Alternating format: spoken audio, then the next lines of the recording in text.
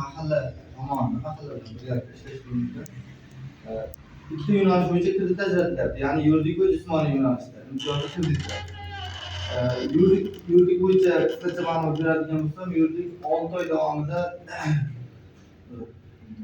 1 yil davomida ish faoliyati ko'rsatilgan yuridik firma bo'lishi kerak. O'shanga 6 yilga 300 million so'mgacha kredit berilyapti. 100 million so'm biz garov, ya'ni sug'urta bilan beriladi. 6 yilga 2 yil imtiyozli davr bilan.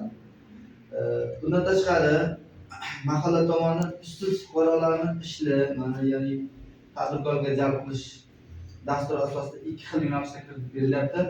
Biznesga ko'mak va mahalla loyihasi. Biznesga ko'mak qanday kreditimiz? Biznesga ko'mak o'sha aholi, ishsiz aholini o'z-o'zini band qilgan holatda ma'lumot olgandan so'ng 12 million so'mgacha sug'urta asosida kredit berilyapti. 4 yilga 6 yil imtiyozli davr bilan 23% ayol kishilar bo'lsa, kredit olayotganda erkak kishilar bo'lsa 25% plastik kartasiga tashlab beriladi.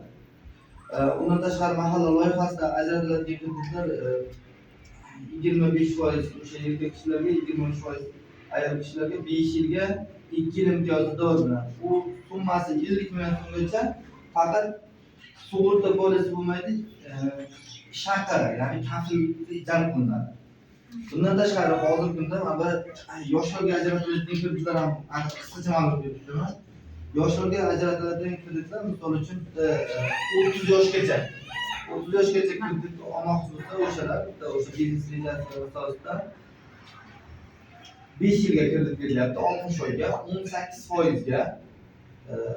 O'shanga kimdagi qiziqish bo'lsa, o'shanaqa yangi yatishda, yangi yoki firma ochib ish faoliyatini davom ettirsa bo'ladi. Faqat oldin nimadir yo'nalish bo'yicha ish olib borayotgan bo'lishi kerak.